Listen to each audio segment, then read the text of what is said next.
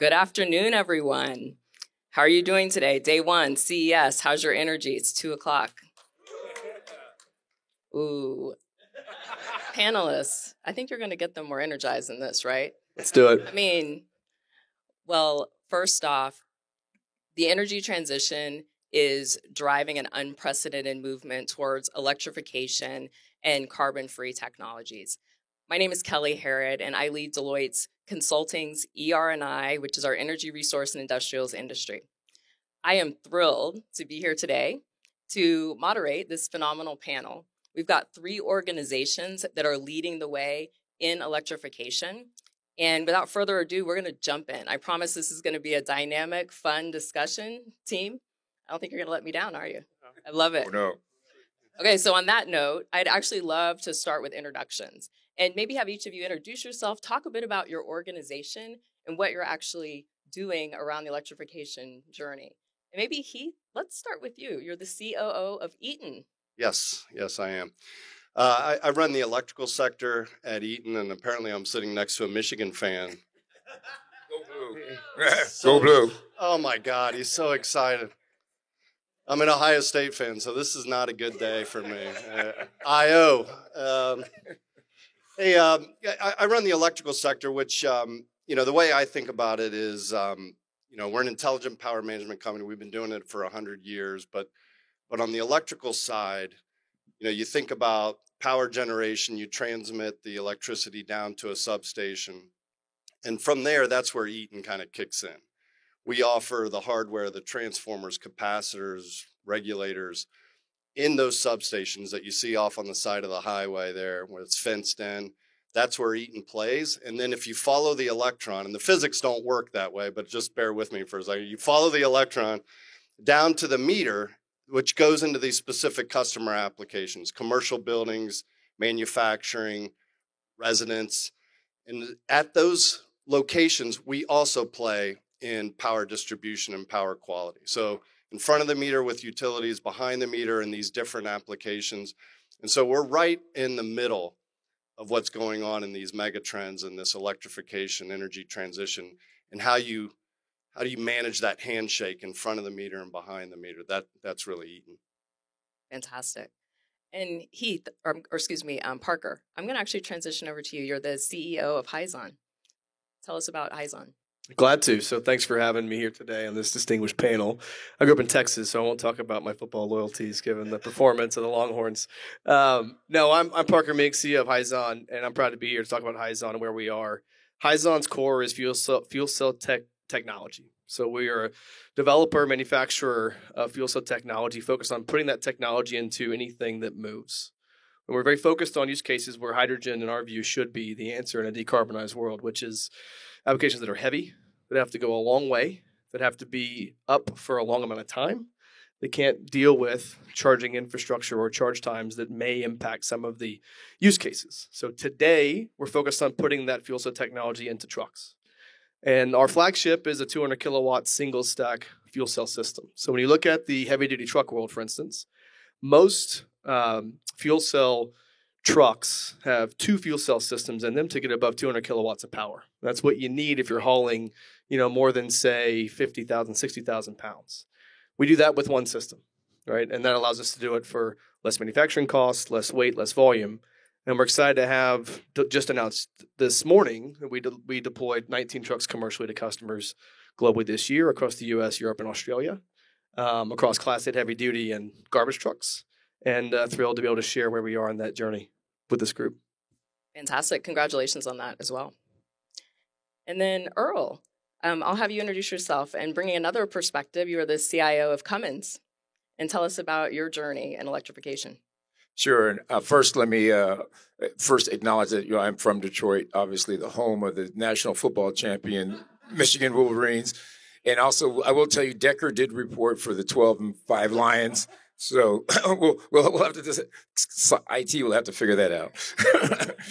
But I'm the CIO of Cummins, and Cummins is right in the middle of all this. We are, known to be a world-class diesel manufacturer, but we're also leading the charge on electrification. We are in the powertrain side, so everything that powers the wheels that move an on-highway, off-highway, heavy-duty, a rail, a marine, et cetera. So various end uses for our engines. And we're trying to lead the electrification of that process through our brand, which we launched last year called Accelera. And Accelera really has an interesting name. It's really about accelerating our path to zero, and we're committed to that, as well as ushering in a new era in terms of power storage and power distribution. And so Cummins is really helping to drive that.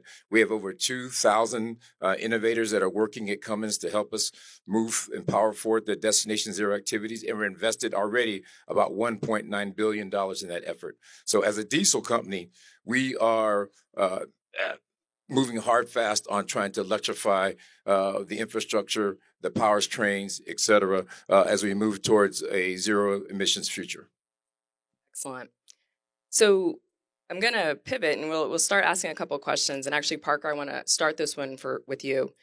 Some of the statistics show that by 2030, we expect 30% of all vehicles to be electric or some alternative fuel source. That doesn't actually incorporate all of the industrials, the trucks, everything you were just talking about. So would love to start with you, get your perspective of the pace and speed at which you think we can get there, but also comment on there's some barriers or considerations, whether that's actual pace of innovation, infrastructure and policy. Would love to hear your perspectives to kind of get us going there. So first I'll say it's great to see the ambition and the targets that people have set. I was at COP28 in Dubai recently, and there's a lot of people across both our industry and the world in general that want this to happen, right? And there's a lot of things going in our favor, but there certainly are limitations. This will be a measured scale up, a measured transition, right? And you see that in what we just announced this morning. So what's positive is the technology has come a long way. In our view, the technology is ready. Now, is it to the standard of a diesel truck that's been in development for decades and decades in the application? No, it's going to take time to get there. But you have fuel cell manufacturing and assembly facilities with products that are coming online domestically here in the U.S. as well as in Europe and around the world. You have customers that are eager to get their hands on trucks in trial and then to put them into commercial operation once they've tested them. And we've done 18 trials in North America over the last year and a half. We did 14 commercial trials with major fleets last year. And each of those fleets have a significant ambition to transition. So customer demand, in our view, is not really an issue to have a measured transition over the course of the 2020s. Subsidy and policy as well is largely in place from our view in many parts of the world. You can deploy fuel cell trucks in California today with subsidy if fuel was in a different place, and I'll come to that as a barrier. But the truck price, the subsidy on the truck under the CARB HVIP program, and the fuel efficiencies that we're getting out of the truck are all there to meet diesel parity with the subsidy today if fuel was available in the tank at $6 a kilogram. But it's not.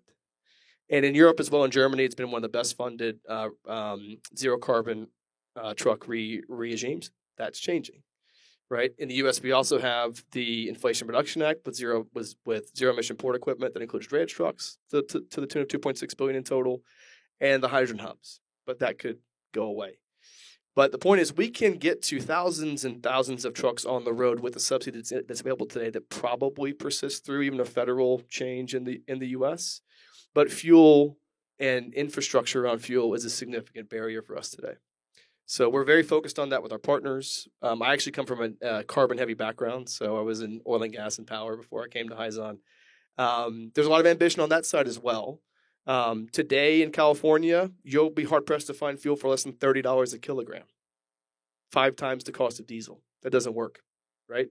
So our customers, frankly, that have been through trials, are ready to sign up for a measured scaling program. No one's going to take 100 trucks year one. They'll take 2 or 5, right? But some of them, like our anchor customer in the U.S., Performance Food Group, that is a real leader in trying to decarbonize their fleet, they want to take 20% of the diesel out per case out of their fleet. It's a 7,000 truck fleet. That's a lot of trucks. But no matter how much ambition they have, we have to work with our partners to solve the fuel problem to get pricing where it needs to be to really scale. Excellent. Heath or Earl, did you want to add any other perspectives to that? Yeah, I would agree with Parker in the sense that, I think all of the demand is there. I think what's important is that that solution providers meet the customers where their need is. And in this state of change, for some it's going to be cost productivity, some it's going to be CO2 reduction, some of it's going to be energy resiliency, some it's going to be a combination of all three. The key is, sort of offering those broad solutions that can meet those customers. For us, we're on the infrastructure side. We do, by the way, have an e-mobility business. We work on power distribution, power conversion inside vehicles. And so you think about a data center, for example. They are the most sophisticated user of energy by way of customers in the world because power is their business, right? So they invest in the hardware, the software, the optimization tools. They use renewable energy. They connect back to the grid. That customer who's valued that capability for a long time is the most sophisticated. And the structural question that we have in the world is, what are the other customers that are going to behave in a similar way? Who else is going to do that? If you're building a new EV plant or a battery plant, are you going to value the same sort of capabilities? You think about a home where now you're starting to plug in these EV chargers. An average US home uses something like 900 kilowatt hours per month. You put 2 EVs in there, you're basically doubling that. So you're at about 1,700. So just one would be a 50% increase.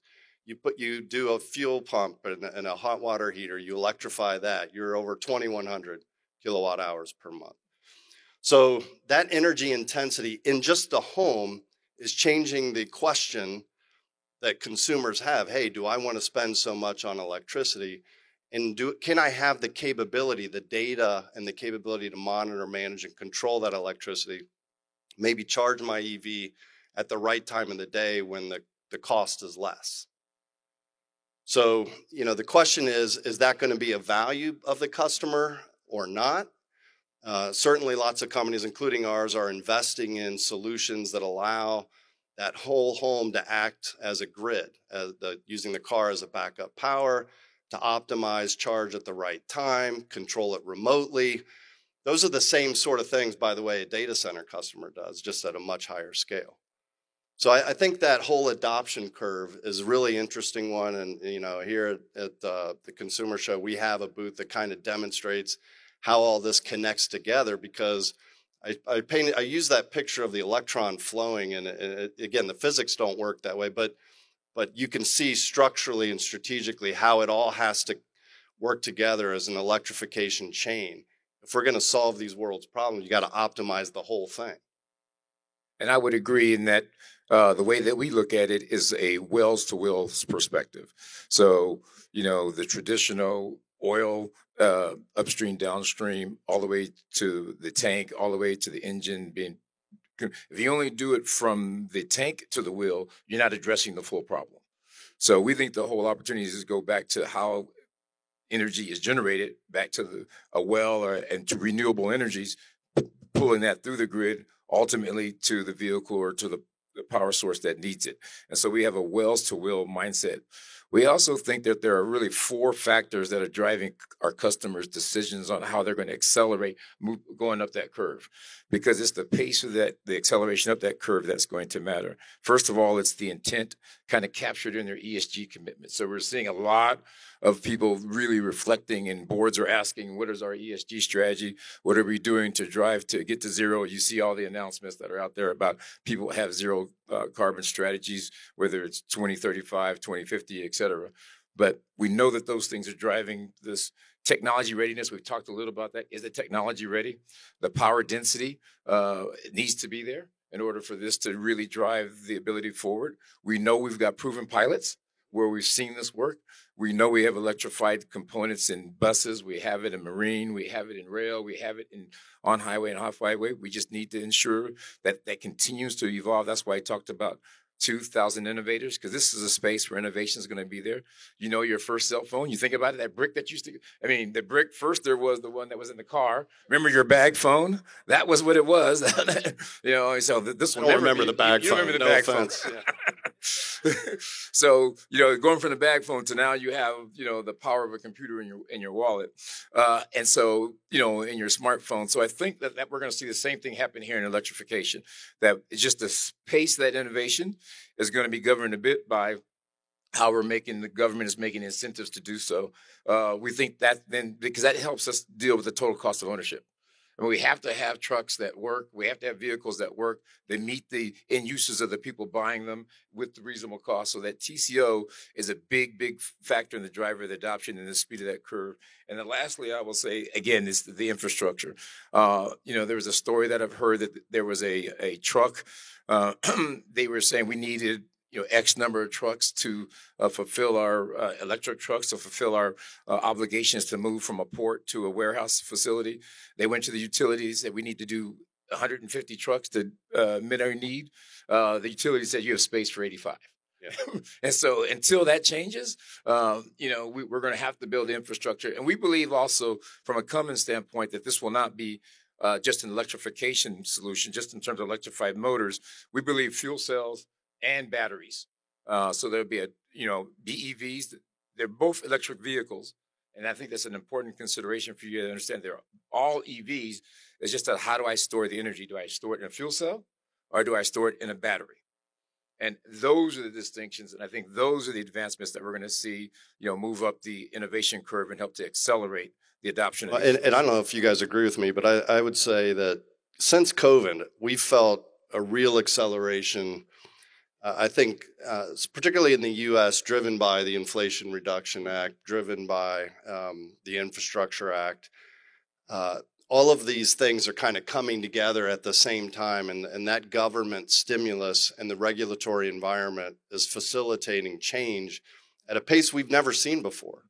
I mean, we're putting in capacity at unprecedented levels, all driven by the confluence of these mega trends, regulatory support, government spending, customer adoption coming online at the same time.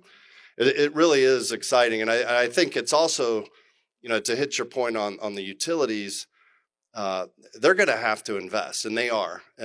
Electric demand for the last 20 years has been flat. It's almost been zero growth. I think it's like 5% CAGR.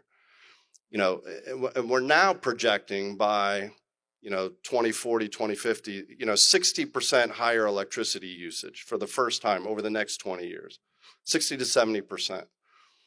So the investment that's going to go after transmission and distribution is substantial relative to what we've been in the past. Plus, all of the infrastructure had been put in decades ago. There's transformers and gear out there. It's been out there for 30 years. All of that needs upgraded. We have 70% more power outages than we did 2 decades ago. So you got more electricity demand, a real pivot in the last few years, plus this power resiliency problem. The grid needs to be invested in, and it's not just more electricity. There's complexity on the grid. What these guys are talking about is driving complexity, renewables, and you have these variable energy sources from storage in renewables that causes the electricity. It's not a one-way steady flow anymore. It's up and down, and the quality of that power is bad. So now you got to manage the complexity and the quality of the power and more energy. So that's what we're facing as a country and at the world level too. By the way, Europe, I think, is a little further along. They have more renewables. They've already got further EV adoption, and they can kind of lead the way, and they are in a lot of ways. And we play in all of these regions. But there's definitely been a change, I think, in the last several years, particularly in the U.S. Yeah, and I'd love to build on that. I mean, from a hydrogen perspective, what's fascinating is to see the cross-continental competition, right? So when the IRA came out, we're very active in Australia. We developed our refuse truck there, and we're deploying it now along with Coach buses. And the reaction to the IRA that we saw in Australia was one of like, oh no, the U.S. is going to, be the exporter of hydrogen now. And that activated a lot of the activity in Australia at the federal level and some of the provincial level to get subsidy going. It also had local fleets and customers start to put in their own hydrogen infrastructure because they didn't want to wait on subsidy to do that. And some leaders were willing to put in the infrastructure for the first 20 trucks. or 30 trucks. So I think absolutely, and what's great to see is we need momentum both certainly from our partners in government to provide the subsidy we need only so long as we need it. And we're very committed that we want to get off subsidy as fast as we can. It's not a business to rely on subsidy. We're hopeful to get there by the end of the decade, but we'll see. But we need these leader customers as well, and we see those coming to the front. Yeah, I would add on to that is that we absolutely do see that this government partnership has to be there.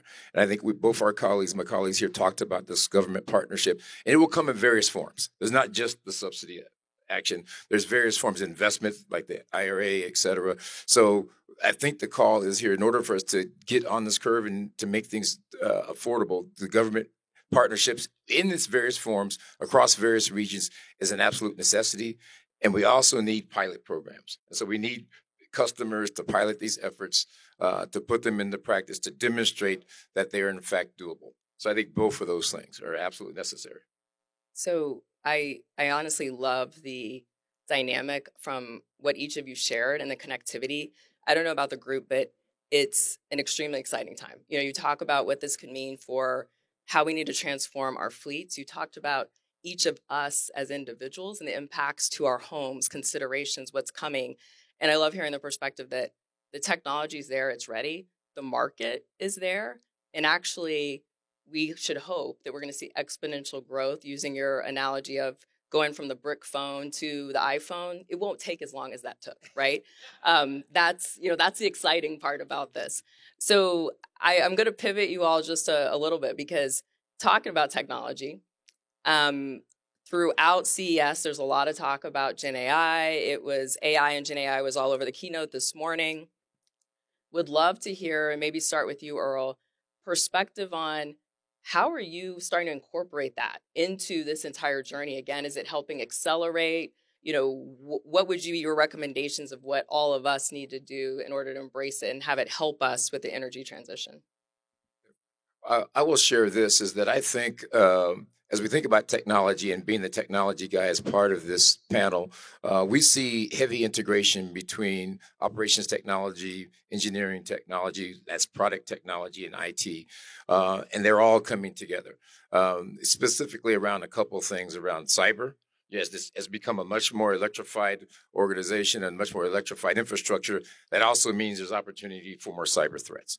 And so we have to continue to invest in our infrastructure, in our critical infrastructure, and making sure that we maintain a high degree of cyber safety in this more modernized, electrified world. Also, with this move and pivot toward electrification, there's a great move towards automation and how we see the world automated. One of the things that we think about from a Cummins standpoint is the trends in industry of ACE, which is automation, connectivity, energy diversity. So we're seeing a great world move towards automation, a great move towards hyperconnectivity, where billions and billions of connected things are going to help make things more efficient. And the energy diversity, that being fossil-based fuels, non-fossil-based fuels, fuel cells, and battery electric. And when you think about this automation play, you now start to think about autonomy, right? And how autonomous operations are going to be part of the future.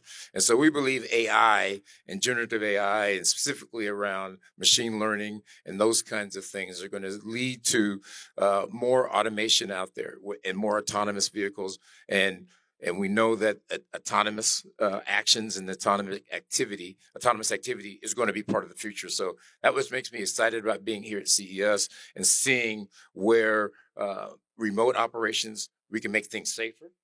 I mean, 96% of the accidents on the road are caused by human error.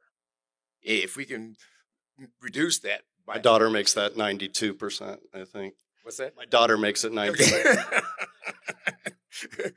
So remind me when she's on the road.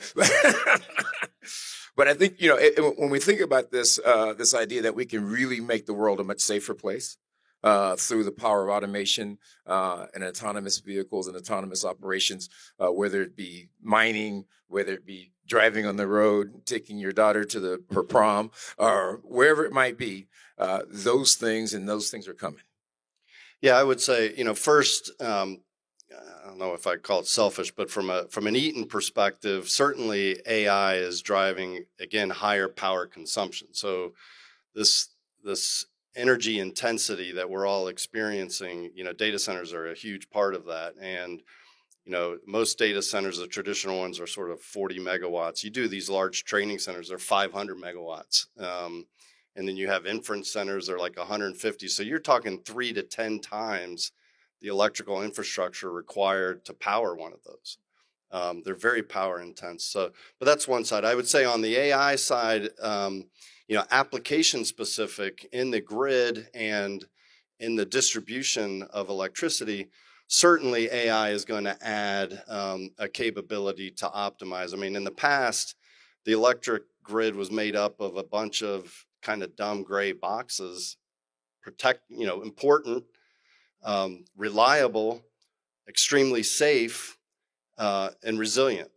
And those were the value marks. But now you need to optimize and control and manage bidirectionally. And that just takes a whole different kind of capability. You need the data from that component.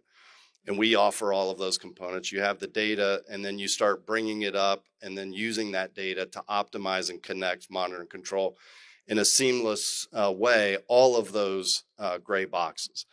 And AI is absolutely allowing customers to do that. And then the utilities, it's the same sort of thing. They can use predictive analytics. They can use new data to predict when, for example, you have hot EV sales.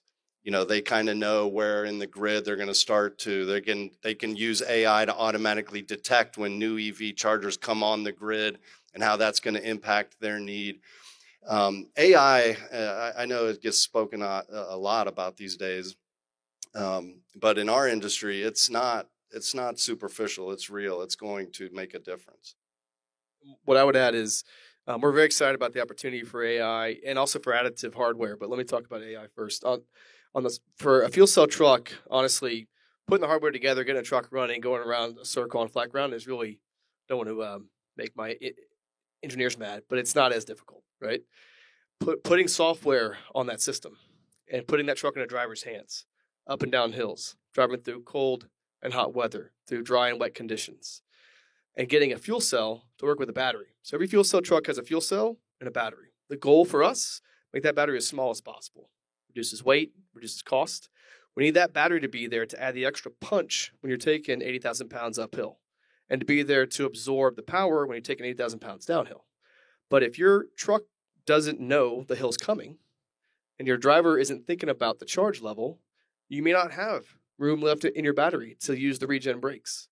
Or you may not have the power in the battery to take it up that hill. So there's some crude ways that you can start with on just using map technology and seeing hills coming. The optimal state is one that not just can see all the conditions coming and optimize that battery fuel cell integration. Because if you keep that fuel cell operating at 60%, your fuel efficiency can go up by a factor of 30 to 40%. It's a massive impact on TCO, and one that we get that right in the future. When you change from driver 1 to driver 2, it can learn their habits and adapt to the way they drive the truck too hard or brake too hard, right? So there's a lot of opportunity that has a real meaningful impact on TCO and our ability to get off subsidy. And then secondarily on additive hardware, one of the challenges in going to larger fuel cell sizes is the balance of plant, the compressors, all the things that go around the fuel cell.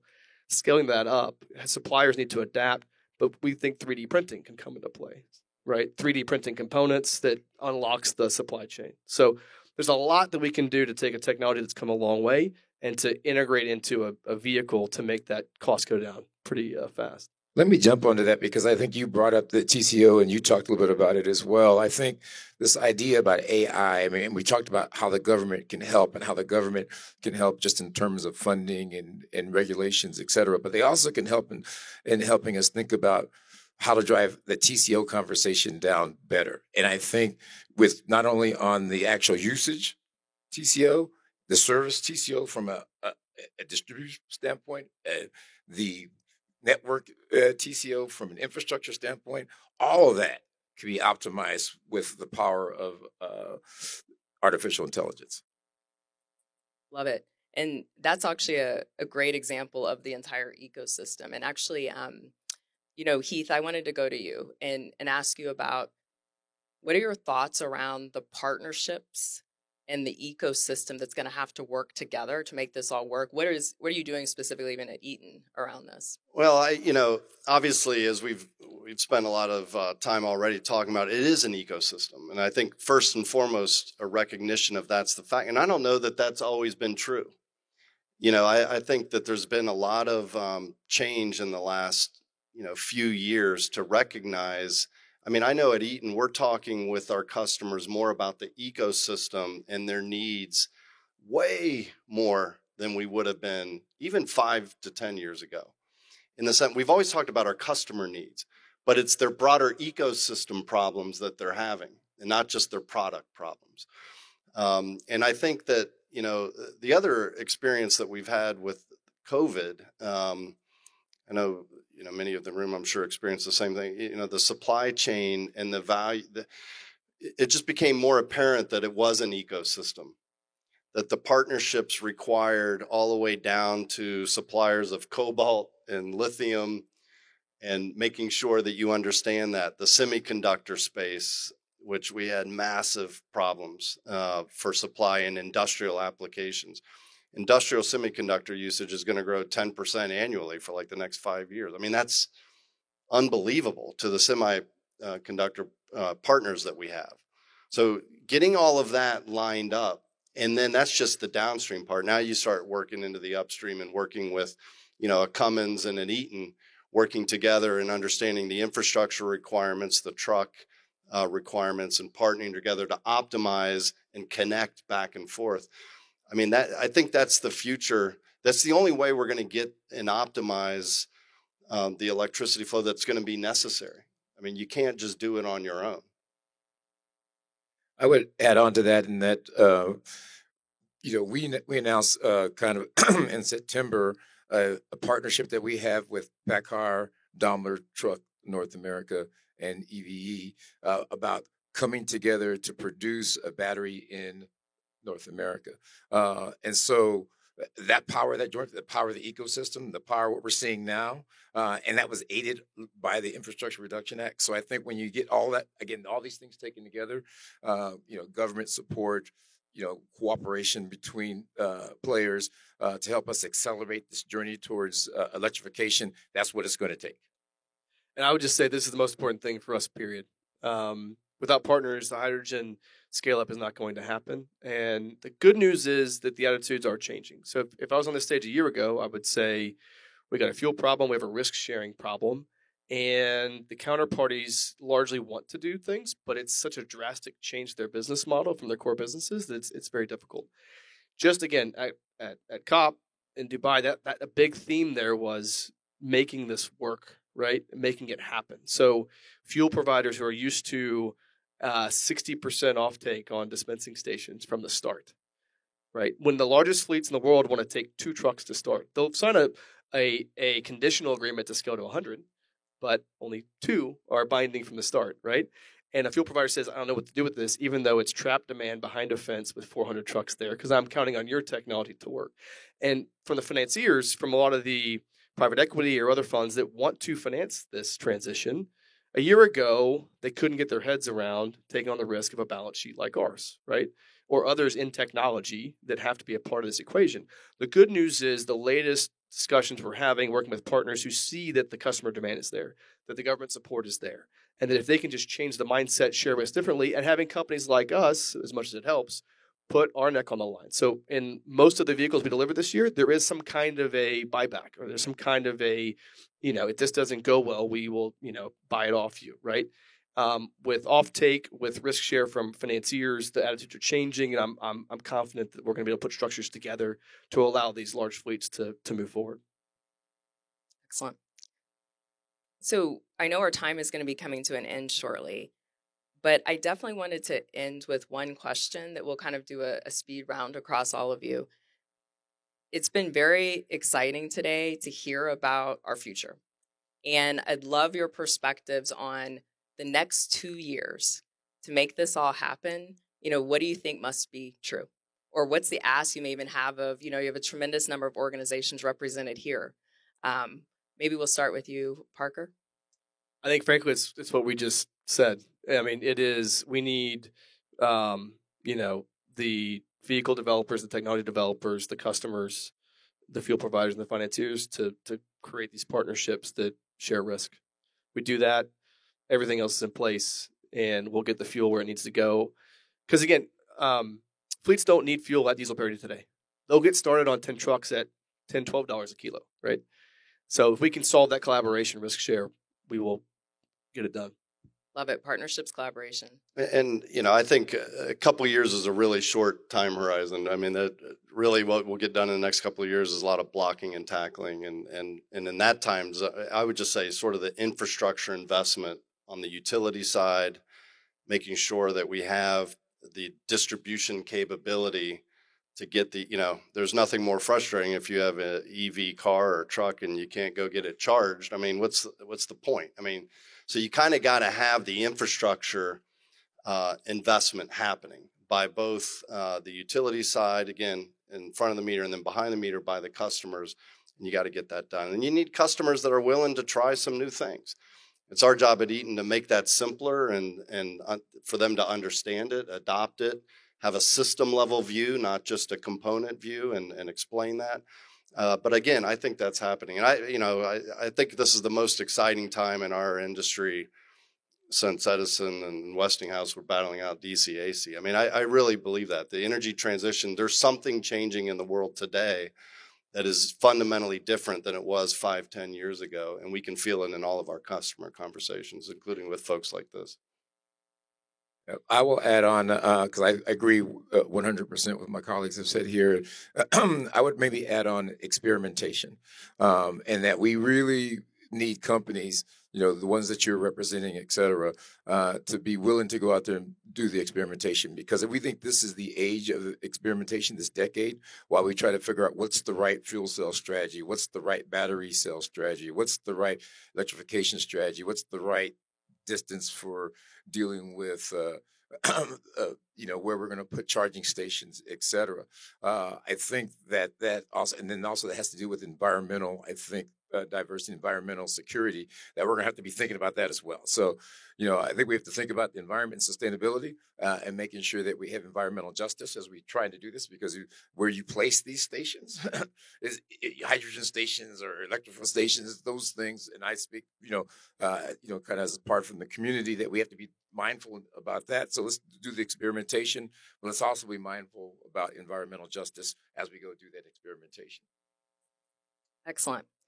So I am actually going to give you one last other closing thing, because what I love too today is that each of you shared exciting things you either have going on here on the floor at CES or announcements that have been made today, new partnerships.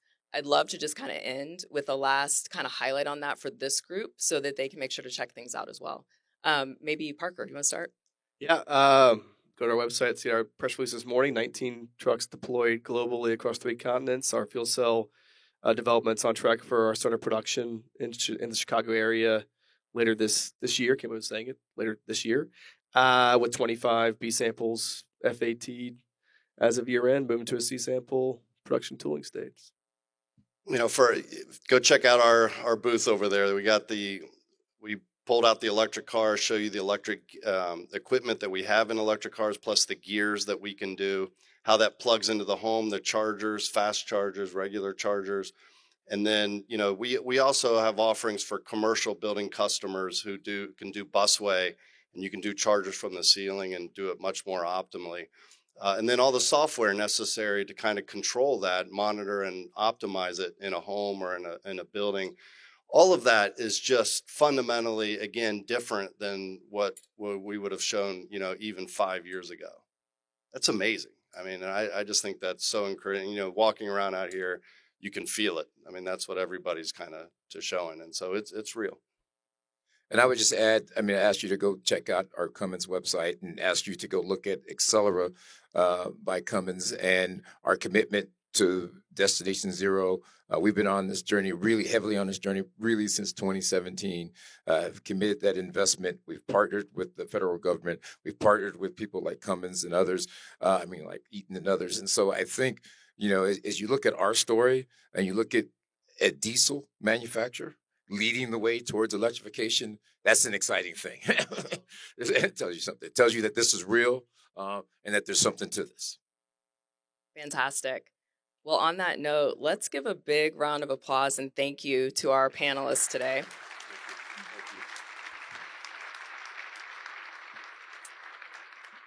A huge thank you for the time, the insights. It's an exciting moment on this electrification journey, and hope everybody has a great rest of your day at CES today.